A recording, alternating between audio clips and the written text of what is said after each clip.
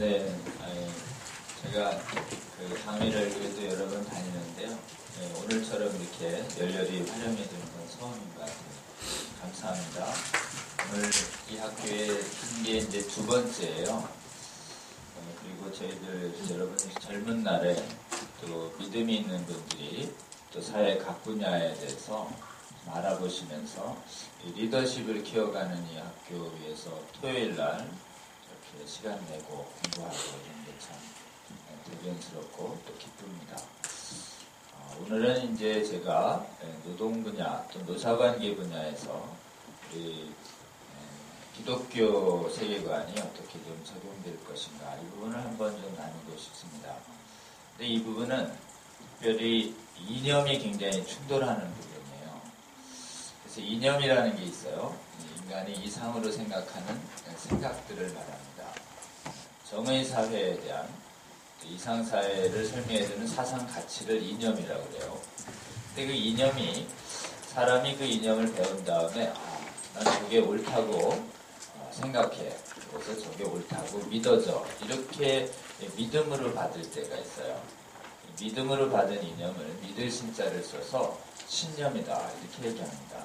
여러분 각자 사회생활을 하면서 지금까지 크고 작은 이념의 전부나 일부들을 이렇게 접하게 돼요. 그러다가 여러분이 살아오면서 난 저게 맞는 것 같아 라고 받아들인 신념들이 있어요.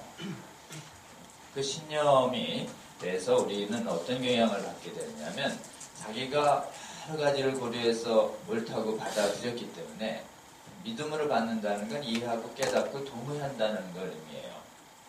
믿음 이러면 사실은 지적으로 세 가지 기능을 얘기합니다.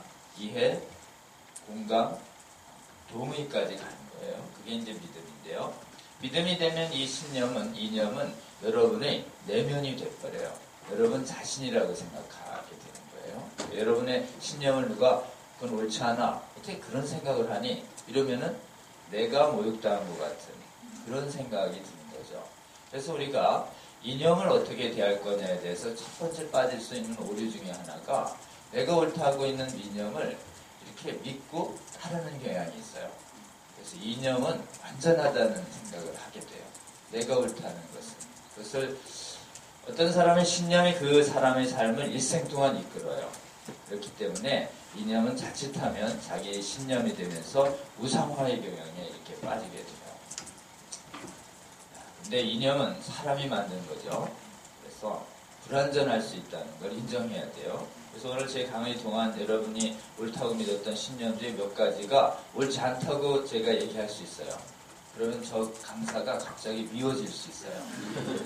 그러면 그것은 바로 여러분이 그 이념에 대해서 우상적인 경향을 갖고 있는 거 아닌가 이렇게 한번 돌아보면 어떨까요? 그리고 또 이념에 대해서 우리가 무서운 저건 이단이다, 저건 나쁜 거다, 공산주의 나쁜 거야 이런 생각들을 많이 듣고 자랄 수 있어요. 그럴 때 그 이념에 대해서 알아보지도 않고 전부 나쁜 거야 이렇게 생각하는 경우가 있어요. 그걸 뭐라고 하느냐면 알아보지도 않고 폐쇄적인 자세로 매도하는 경향이다 이렇게 얘기할 수 있어요. 그래서 우리가 이념에 대해서 빠지기 쉬운 두 가지 잘못이 있어요. 우상화, 그 다음에 매도. 두 가지 아니에요. 이념에 대해서는 일단 알아봐야 되겠죠. 여러분 이념은 신앙과 사상처럼 전 세계에 사상의 자유가 있어요. 우리나라는 특별히 국가보안 안보 때문에 특정 이념에 대해서 지지찬양 고무하는 행위를 금지시킵니다. 근데 원래 자유주의 국가에는 어떠한 이념과 사상을 지지찬양 고무해도 사실은 그것이 현실의 사회 질서와 법을 위협하지 않는 한 그냥 내버려 두게 돼 있어요. 그러니까 아주 이상한 종교와 신앙도 그냥 신화의 자유를 내버려 두거든요. 그런 것처럼 사실 나는 공산주의가 좋아 이렇게 얘기한다고 해도 자유주의 국가에서는 그걸 처벌할 수 있을까요? 없을까요? 없는 것이에요. 근데 우리나라는 6.25 전쟁을 거치면서 특별히 휴전선 이국에 우리나라를 무력으로 공산화시키려는 그런 세력이 있기 때문에 이 이념과 사상과 신앙의 자유를 좀 제한하는 게 있어요. 어떤 이상한 걸 지지찬양 고무해도 내두는데 이쪽을 지지찬양 고무하면 불법으로 봐요. 어딜까요? 그건 김일성, 김정일, 김정은. 저쪽 북한 체제를 지지찬양 고무하면 그것은 안 돼요. 천하의 이단을 예를 들면 광화문에서 경배하고 숭배해도 죄가 안 되는데 그 김일성, 김정일 체제를 하면은 안 된다 이렇게 돼 있어요. 왜냐하면 그것은 엄청난 무력을 가지고 나라를 위협하고 있기 때문에 그거를 공개적으로 내두면 이 안에서 북한을 지지하는 세력을 합법적으로 양성 확대할 수 있기 때문에 국가안보 차원에서 그거를 좀 제한해 둔 것이죠. 언젠가 혹시 북한의 주체 사상이나 체제가 나라의 위협이 되지 않으면 그 국가보안법은 사라질 가능성이 있습니다. 전 세계적으로 자유주의 국가에서는 신앙의 자유가 있어요. 이 신앙의 자유가 있는데 또 이념의 자유가 있어요. 그 이념의 자유가 있는데 너 혹시 사회주의자 아니야? 너 생각이 빨갛다. 이렇게 얘기하면서 기본적으로 알아보지도 않고 차내는 경향. 이것은 굉장히 좀 지성인답지 않은 행동이다라고 할 수 있습니다. 그리고 우리가 자유주의 국가이긴 하지만 자유민주주의는 완전하다. 자유민주주의는 오류가 없다. 자유민주주의를 공격하는 사람은 잘못된 것이다. 이렇게 생각하는 것도 잘못이겠죠. 제가 이제 제일 처음에 말씀드린 이유는 이 대학엔 무엇보다도 이 사상의 자유가 많습니다. 특별히 이 기독교 신앙을 유지하는 가운데 최대의 위협은 굉장히 체계적이고 설득력인 사상체계예요. 그 사상의 수많은 이념 세계 속에서 우리 기독교 신앙인들 여러 젊은이들께서 어떤 자세를 취해야 할 것인가에 대해서 점점 말씀드리고 싶은 거예요. 맨 처음 여러분께서 좀 가졌으면 하는 생각은 어떤 이념이든 좀 이렇게 알아보지 않고 배척하는 경향은 좀 좋지 않은 것 같아요. 그래서 일단 알아보는 게 좋을 것 같아요. 어디는 가지도 말고 만지지도 말라 이런 게 있는데 그렇게 되면 사실 지성적인 태도가 아니죠. 성령께서 여러분을 지켜주시고 깨닫고 인도해 주실 거라고 생각하고 일단 알아보는 자세는 갖는 게 좋은 것 같아요. 이걸 열린 자세다 이렇게 얘기합니다. 그 다음에 두 번째는 그 이념 속에는 진리와 비진리가 섞여 있습니다. 그러니까 우리가 알고 있는 하나님이 주시는 진리적 측면에서 보면 받아들일 부분과 버려야 할 부분이 섞여 있어요. 그래서 그것을 우상화적 경향에도 빠지지 말고 어떤 이념이 부분적으로 옳다 하더라도 인간이 만든 이념에는 불완전함이 있을 수 있다. 그리고 내가 믿는 판단력도 언젠가 한계가 있을 수 있다. 그래서 내가 지금 옳다고 믿는 것도 더 옳다고 믿는 것이 나타나면 언제든지 버릴 수 있는 자세를 갖는 게 좋은 것 같아요. 그러면서 기본적으로는 열린 자세로 존중하되 사람 생각이 다를 수 있습니다. 사람의 판단력도 다 다를 수 있어요. 존중하는 자세를 가질 때 여러분 진리와 비진리를 이렇게 나누는 구별하는 인식이 있으면 좋겠습니다. 이걸 뭐라고 하느냐 하면 분별력이다 이렇게 얘기합니다. 열린 자세로 이 분별적인 자세로 이념을 대하는 것이 대단히 중요하다라고 할 수 있습니다. 왜냐하면 여러분 이념이 신념화되면 그 이념은 그 사람의 삶을 일생 동안 이끌어요. 근데 한번 생각해 보세요. 나 이게 정의라고 생각해서 일생을 헌신했어요. 근데 나중에 하나님한테 갔는데 얘야 그것은 진리가 아니란다. 그럼 어떻게 하시겠어요? 여러분 이념 정의의 이름으로 수많이 파괴를 하고 살인을 하고 도둑질을 하면서도 자기가 정의를 실현하는 사도라고 생각하는 사람들이 역사에 상당히 많았어요. 그 때문에 이 분별력이 굉장히 중요합니다. 분별력이 작동하지 않는 정말 무모한 신념에 의한 행동은 아무리 열정이 있고 용기가 있고 실천이 있어도 동기가 선하고 정의롭게 시작하지만 열매가 어때요? 악할 수 있는 것이에요. 그렇기 때문에 기본적으로 여러분에게 보다 더 일생 살아나가시면서 지성인들에게 우리가 하나님께 구할 기도의 제목 중에 하나는 분별력을 달라고 기도해 주시면 어떨까요? 이 분별력을 주시는 영, 진리의 영을 우리는 성령이다 이렇게 교회에서는 얘기합니다.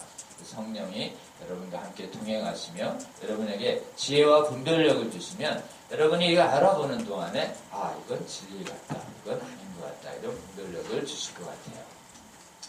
교사 분야에서는 이 이념이 굉장히 충돌합니다. 이념 운동이라고 하는 게 있는데요. 이념 운동은 뭘 얘기하냐면 자기가 옳다고 믿는 이념을 이 땅에 실현하려고 하는 걸 운동이라고 그래요.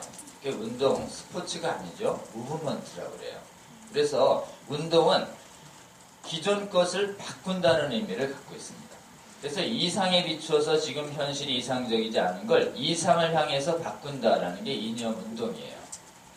이념운동은 우리 크리스찬들에게 있어서 상당히 배워야 할 부분들을 많이 던져주고 있습니다. 예수님께서도 우리 기독교인들에게 하늘의 뜻이 땅에서 이루어지도록 그렇게 기도하라고 주기도문에 나오죠. 땅에서 이루어진다. 이건 땅에서 실현된다. 이런 의미예요. 그렇기 때문에 사실은 이념을 실천하는 이 운동은 우리 기독교인들이 이 땅을 살아가면서 살아가는 기본 자세적 측면에서 배워야 할 것이 굉장히 많습니다. 그리고 실제로 인류사에 나타났던 많은 이념운동은 우리 기독교 운동, 또 기독교 크리스찬들의 삶에서 굉장히 많이 벤치마킹한 것을 여러분들 좀 알게 될 거예요. 전 세계에서 지금 가장 설득력 있는 양대 이념이 있어요. 이념은 대개는 정치와 경제적으로 많이 특징 지어집니다. 우리 대한민국 공동체가 택한 이념이 경제적으로 시장주의, 자유시장주의고 정치적으로는 민주주의인데 자유민주라고 붙어요. 두 앞에 자유자가 붙어요. 특별히 공정민주, 공정시장이 아니에요. 자유민주, 자유시장이에요. 그 다음에 이거와 반대되는 이념이 있어요. 민주는 민주인데 앞에 인민민주라고 해요. 인민 이러면 원래 좋은 말이었어요. 그래도 자연스럽게 썼던 말인데 아주 저쪽 공산주의자들이 인민이라는 말을 자주 쓰고 국후에도 인민을 자꾸 박으니까 인민이라는 말이 저항감이 있게 됐어요. 그래서 인민이라는 용어는 쓰지 않는데 인민이라는 메시지를 똑같이 가는 걸 써요. 우리나라에서. 그걸 뭐를 얘기하냐. 이걸 민중이다. 이렇게 얘기합니다. 이건 국민과 다른 개념이에요. 계급적 개념이에요.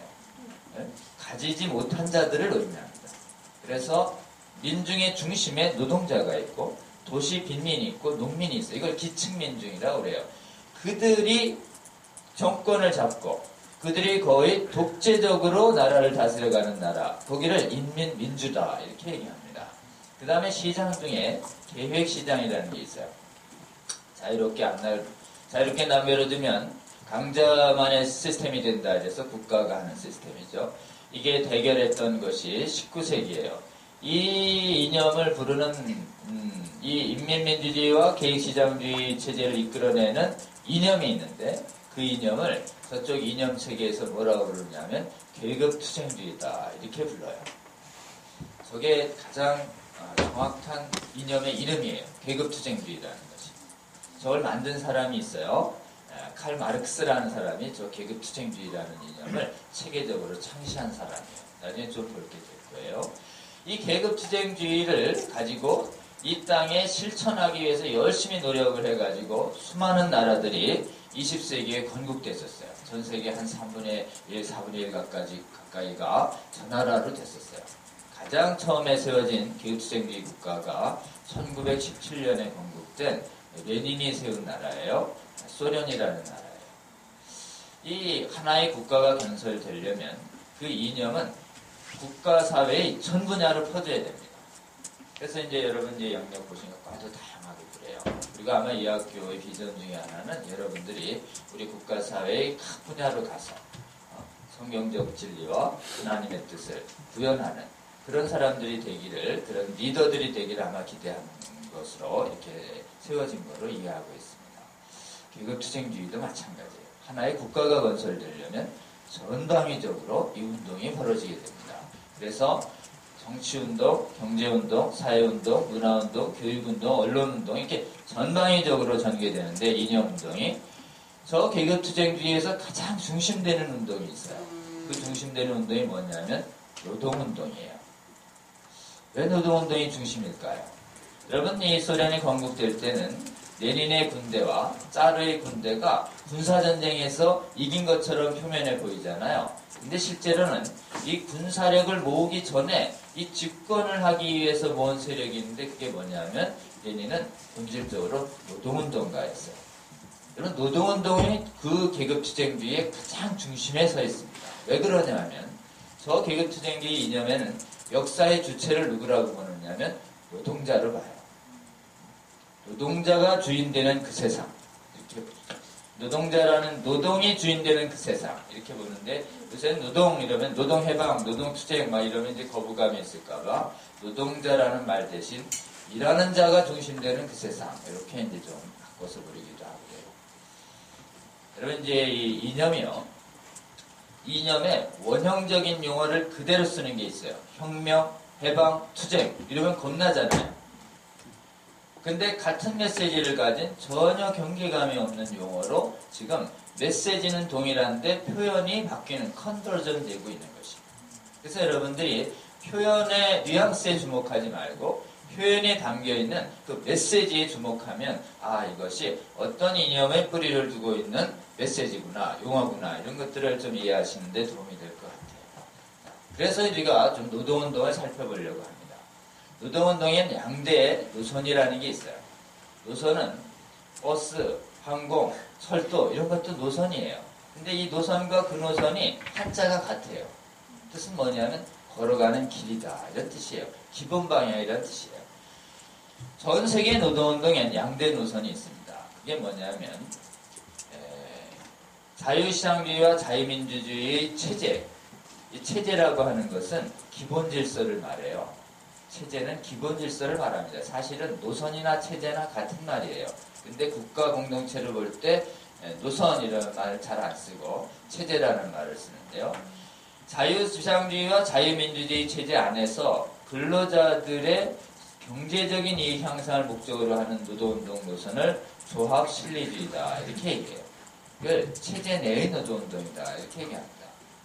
저 운동 노선을 하시는 저 이념을 가지신 분들이 이제 한국노총 산하에 더 많이 계세요. 그 다음에 이제 다른 맥이 있어요. 계급투쟁주의라는 노선이 있어요. 계급투쟁주의라는 노선은 뭐냐면 지금 이 체제를 근본적으로 동의하지 않아요. 지금의 이 체제는 이른바 가진 자가 중심이 돼서 강자가 돼서 약자를 지배하는 굉장히 불의한 신자유주의 체제, 없어져야 할 악의 축으로 봐요. 그래서 이 체제 아래서의 노동자의 진정한 미래는 없다라고 생각해서 근본적으로 노동자가 인간답게 살 수 있는 길은 이 체제가 노동자 중심의 새 세상으로 반드시 바뀌어야 된다는 생각을 해요. 그래서 이 자유시장주의와 자유민주주의 체제에 대해서 계속해서 비판적인 입장을 견지하고 이 체제는 근본적으로 바뀌어야 된다고 생각해요. 이 근본적으로 바꿀 때 쓰는 용어가 뭐냐면 변혁이라는 뜻이에요. 그래서 계급투쟁주의는 체제 변혁적 노동운동을 추구합니다. 아, 양대 노선이 그렇구나. 똑같이 노동자의 권익 향상을 목적으로 하지만 체제 안에서 추구하느냐, 체제를 바꾸면서 추구하느냐에 큰 차이가 있다. 이렇게 좀 이해하시면 될 것 같아요. 여러분 이념 운동가들이 뭘 학습하는지 한번 참고로 생각하시면 좋을 것 같아요. 우리도 여러분이 학습하고 있잖아요. 이 이념 운동가들이 학습하는 걸 보면서 우리가 뭐를 해야 이 땅에서 우리의 기독교의 가치관들을 구현할 것인가를 여러분 한번 갖추기 위해서 뭘 배워야 할 것인가를 이렇게 생각하는 데 도움이 될 것 같아요. 제일 먼저 뭘 배우느냐 하면 철학을 배워요. 철학. 특히 노동운동가분들이 철학 공부를 열심히 해요. 일반적으로 노동운동가분들은 학력이 여러분처럼 막 이렇게 명사년제 이렇게 제대로 된 지식인들이 아니에요. 현장에 있으신 일하시는 분들이거든요. 학력 수준이 안 좋은데 철학 이러면 어때요? 굉장히 따분하고 어렵게 느껴지잖아요. 그럼에도 불구하고 굉장히 철학 공부를 열심히 시켜요. 왜 그럴까요? 이 철학은 기본 진리를 다루는 학문이에요. 다시 말씀드려요. 철학은 이 베이직 트루스를 다루는 학문이에요. 인간은 뭔가, 변화는 뭔가, 역사의 미래는 뭔가, 현재는 뭔가, 역사의 주체는 뭔가, 심판은 뭔가 이런 아주 기초적인 사항을 다루는 학문이에요. 이 철학은 엄청난 힘을 갖고 있습니다. 이 철학이 신념화, 내면화되면 뭐가 바뀔까요? 이 철학을 옳다고 믿은 그 사람의 인생의 기본 방향을 바꿔요. 그러니까 철학은 삶을 바꾸는 힘을 갖고 있어요. 그래서 철학을 가르칩니다. 그래서 많은 경우에 이제 노동운동 하시다가 법을 어기게 돼서 업무방해죄나 폭력죄나 또는 혹시라도 국가보안법 위반 같은 걸로 재판받는 경우에 마지막에 최후변론 시간을 줘요. 그러면 판사님이 마지막에 할 말 있으면 하세요. 이렇게 얘기해요. 그럼 법정에서 이 사람이 일어나서 자주 옛날에 이런 얘기 많이 했어요. 지금 이제 속으로 들으실 것 같긴 한데요. 되게 판사와 검사들은 공부를 잘해서 엘리트예요. 근데 철학을 안 했어요. 근데 위원장님은 기본적으로 고졸만 나오셨어요. 철학을 열심히 한 신념이 강하신 분이에요. 이분들이 되게 마지막으로 할 말씀 하세요 이러면 딱 이러셨어. 보통은 잘못됐습니다. 황건사님 앞으로 잘할 테니까 좀 봐주세요. 이렇게 얘기하잖아요. 대개는. 근데 이로써서 고개를 탁 들고 시선을 전혀 두려움 없는 시선으로 판사와 검사를 응시하면서 이렇게 얘기하는 경우가 많았어요. 지금 가진 자들이 지배하는 이 세상의 법으로 당신들이 나를 심판하지만 언젠가 노동자가 주인이 되는 그날이 오면 역사는 당신들을 심판할 것입니다. 이렇게 당당하게 얘기해요. 그러면 철학을 하나도 안 한 판검사가 반박을 할 수 있을까요? 없을까요? 왠지 무서워지는 거예요. 역사의 심판을 받은 거예요. 역사의 주인공이 뭔지 심판인지에 대해서 아무런 생각을 못했던 스킬만 배우고 스펙을 쌓아서 그 자리에 올라간 사람이 그 당당한 철학적 소신을 밝히는 것 앞에서 위압감과 두려움을 느끼는 거죠. 철학은 이토록 힘을 가졌습니다. 여러분, 철학은 이렇게 강한 힘을 가졌는데 우리 기독교 우리로서 우리 사회에서 우리 이런 부분들을 이렇게 좀 구현해 보려고 하는 여러분들께서는 철학을 하나도 안 해도 될까요? 아니면 조금이라도 해야 될까요? 철학을 해야 합니다. 여러분이 기독교 철학이 뭔지 자꾸 배워야 합니다. 성경의 철학이 뭔지. 그래서 진리에 부합하는 철학과 진리에 부합하지 않는 철학이 뭐가 다른지 이 감별 능력이 생겨야만 됩니다. 철학은 그토록 위대한 힘을 가졌어요. 철학이 이렇게 논리적으로 명쾌하니까 많은 지성인들을 끌어들이고 있는 것이에요. 많은 영혼들을 데려가고 있는 것이에요. 제가 경험컨대요. 실제로는 역사상 나타났던 우리 기독교나 하나님께 대적했던 사상들 중에서 가장 많이 믿는 사람들을 사륙하고 가장 많은 영혼들을 데려간 이른바 안티크라이스트는 적그리스도는 제가 보면 단언컨대 이 계급투쟁주의예요. 변증법적 인물론이에요. 이거에 의해서 실제로는 여러분 많이 히틀러라든지 몇몇 학살하는 사람들을 기억하지만 로마, 네로 이런 기독교를 탄압했던 황제들 그것 비교가 안 될 정도로 기본적으로 지금까지도 우리 성경적인 관점을 위협하고 있는 가장 위협적인 게 뭐냐면 이 철학이에요. 이 철학의 이름이라도 우리가 한번 기억하면 좋을 것 같아요. 7자리예요. 7자리.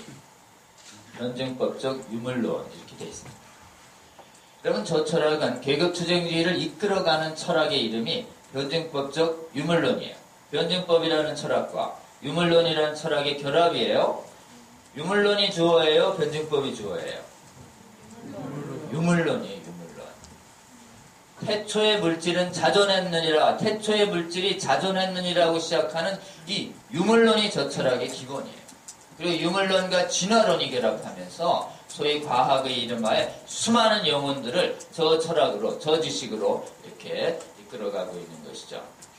저 철학에 대하여 레닌은 이렇게 얘기합니다. 변증법적 유물론은 전능하다. 왜냐하면 그것은 진리이므로. 이렇게까지 찬양해요. 여러분이 전능한 진리, 이거 누구한테 붙이는 찬사인가요?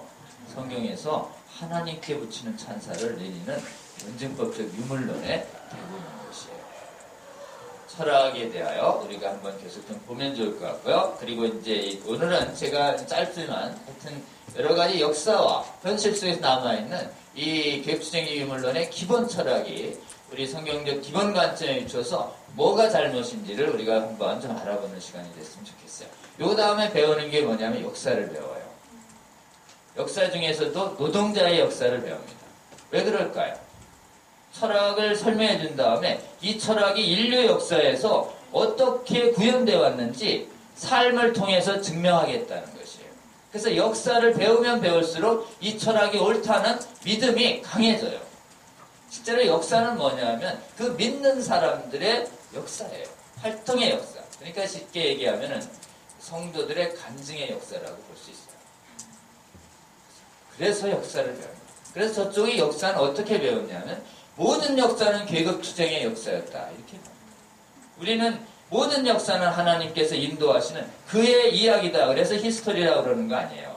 역사의 주체를 우리는 하나님으로 보지만 그리고 하나님의 뜻을 따르는 사람들로 보지만 여기는 계급과 계급의 투쟁이 모든 역사의 본질이다라고 가르치고 특별히 이것을 노동운동사 측면에서 잘 가르쳐줍니다.